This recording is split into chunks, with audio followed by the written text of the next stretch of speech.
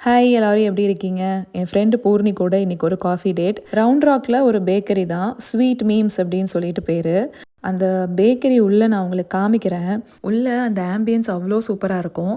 அது மட்டும் இல்லாம இப்போ கிறிஸ்மஸ் வரப்போகுதுங்கிறனால அதுக்கேத்த மாதிரி வேற கொஞ்சம் டெக்கார்ஸ் பண்ணியிருந்தாங்க. இங்க ரவுண்ட் ராக்ல இன்னொரு பேக்கரி கூட இருக்குங்க. அது வந்து ஃபுல் அண்ட் ஃபுல் ப்ளூ தீம்ல இருக்கும். ஃபர்ஸ்ட்டு அங்க போலாம் அப்படிங்கிற பிளான் தான். ஆனா அது கொஞ்சம் தூரம். இது கொஞ்சம் பக்கத்துல இருந்தது. சரி இங்கேயே போலாம் அப்படின்ட்டு தான் வந்தோம். வரும்போதெல்லாம் எந்த ஐடியாவும் இல்ல. எப்படி இருக்கும் டேஸ்ட்டு? என்ன இருக்கும் அப்படிங்கிற ஐடியாவும் இல்ல. வந்து பார்த்த உடனே இந்த போபா மில்க் இருந்துச்சு. சரி போபா குடிக்கணும் அப்படின்ட்டு தோணுச்சு. அதனால போபா, அதுக்கப்புறம் ஃப்ரூட் டோஸ்ட்டு, வாஃபிள் இதான் ஆர்டர் பண்ணோம்.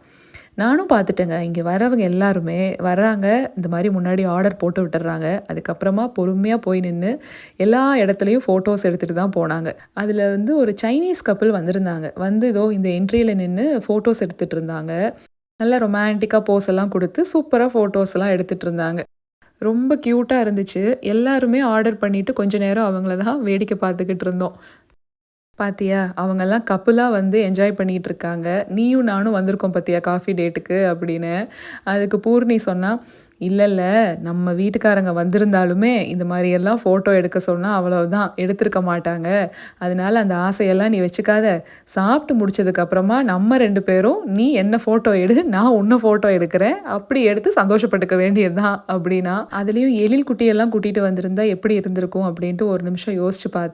இல்ல, இல்ல நம்ம தனியா வந்தது கரெக்ட்டு தான் அப்படின்னு வந்து உட்காந்து சாப்பிட ஆரம்பிச்சுட்டோம். 2 பேரு தான் போறோம் அப்படின்னா, இந்த ஒரு வாஃபில் வாங்குனாவே போதும். கரெக்ட்டா இருக்கும்.